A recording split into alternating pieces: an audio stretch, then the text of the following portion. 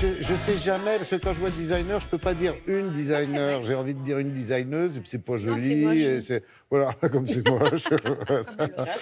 Voilà. C'est la jeune génération dont vous nous parlez. Exactement. Et Ah, vous cette les jeune... aimez, ces jeunes. Ah, mais je les adore. Mais oui, je les suis. Encore une que je Ouais, suis j'ai connu depuis toute petite. J'ai connu toute petite, exactement. Alors, elle s'appelle Victoria Wilmot. Elle a étudié au Royal College of Art à Londres. Et donc là, qu'est-ce qu'elle a appris? Eh bien, elle a appris à aller dans l'atelier aussi. C'est-à-dire qu'elle dessine, elle aime l'objet, elle est plutôt spécialisée dans l'objet. Elle a mis de côté plutôt l'architecture d'intérieur, parce que souvent, c'est ce qu'ils Oui, elle font en faisait. en design. Oui, oui. Elle a commencé par Oui. là. Et puis, elle s'est vraiment focalisée sur l'objet, justement après cette formation anglaise, où on allie atelier et dessin. On fabrique ses prototypes, d'accord? Maintenant, dans les écoles de design, d'ailleurs, ils font tous ça. Parce que faire, donc être maker, celui qui fait, eh bien, ça donne les bonnes proportions. Ça fait qu'on se dit quel outil je vais utiliser, quel matériau, etc. Puis on devient légitime dans la profession aussi. C'est important parce qu'on fait travailler du monde quand même. Mais ça, dans ce c'est monde-là. une nouvelle génération aussi. Eh oui. Donc, parce que tout le monde ne faisait pas ses propres prototypes. vous- Ça me gratte. Ah, allez-y, grattez-vous Quand je directement. tousse, je tousse. Quand je me gratte, je me gratte. Voilà. On va demander à Victoria de vous dessiner un petit truc pour vous gratter. Pour me gratter. Alors, bref, Très design. elle arrive à Paris après ses études anglaises. Elle se dit, je fais quoi? Elle trouve un studio où elle a un atelier. Elle installe des grosses machines parce qu'elle est omnibulée par le pliage. Ses objets sont pliés et sont en métal. Eh bien, on est allé où? On est allé dans son atelier, évidemment. Ouais, on pas va peur du regarder. pliage ni du métal. Hein. Mon travail, c'est presque de la sculpture industrielle. J'ai aménagé cet atelier en fonction des premiers besoins, des premiers projets, des premières expérimentations. Donc c'est vrai que le pliage, c'est quelque chose que j'affectionne particulièrement. Créer un univers aussi qui m'inspire. C'est vrai que d'être entouré de ces objets industriels, de ces machines, c'est aussi ça qui me nourrit en fait.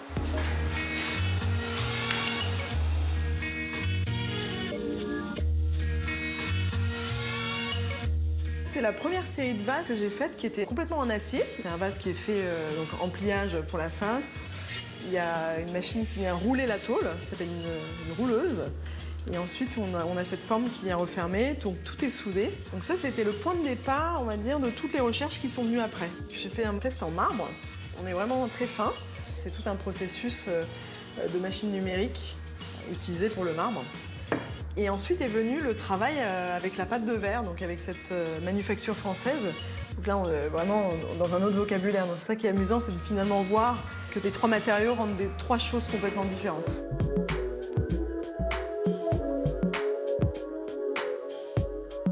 Faire ces pièces ici, ces recherches, ces petites séries autoproduites, finalement, sont aussi des exemples illustrés pour les clients qui viennent me demander des pièces sur mesure.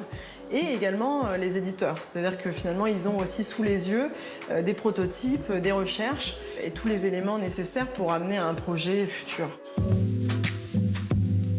Le procédé, c'est plutôt parfois un détail, une forme que je vais voir. Et ça peut être un dessin très rapide, pas forcément abouti. Ensuite, il y a la 3D sur l'ordinateur pour comprendre, le travail sur le logiciel qui me permet aussi de faire des patrons, de réfléchir à l'objet à plat. Là, c'est le lustre qui est à l'étape 3D maintenant, donc on retrouve vraiment l'esthétique aussi dont je parlais tout à l'heure, le pliage.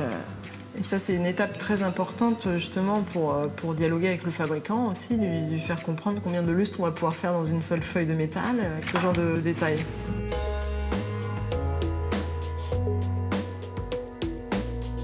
J'aimerais bien développer plus de collaboration avec des marques et essayer de travailler sur des projets plus commerciaux aussi dans un sens. Et j'avais déjà travaillé justement sur un prototype de valise et je trouve que c'est vraiment un objet qui peut vraiment regrouper plein de détails et plein de techniques que j'apprécie.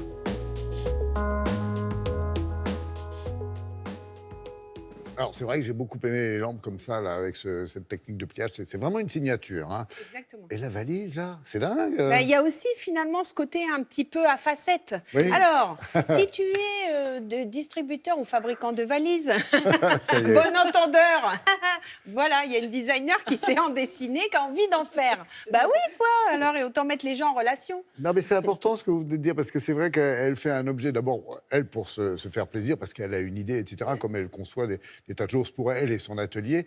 Et puis, elle travaille pour d'autres aussi. Hein. Mais oui, on l'a vu. Bref, pour tout le monde. Effectivement, elle fabrique elle-même certaines pièces, mais elle peut travailler pour des manufactures de cristal, comme on le voit dans le reportage. Son vase, il est aussi décliné en différents matériaux. Oui. Donc, elle peut travailler aussi pour un autre décorateur qui va prendre le lustre là sur lequel elle est en train de travailler, il va aller dans un grand resto.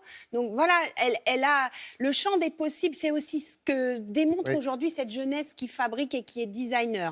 C'est makers, comme on dit. Alors, si le faire et le savoir-faire vous intéresse et que vous êtes à Strasbourg, sinon vous y allez de toute façon à Strasbourg ce week-end et puis c'est tout parce qu'il y a, il y a le salon Résonance, c'est jusqu'au 11 novembre. Bah oui, Strasbourg c'est une jolie ville et ce qu'on peut y voir c'est incroyable parce que ce sont tous ces artisans d'art formidables que nous avons partout en France. Ils vous font des petites démonstrations.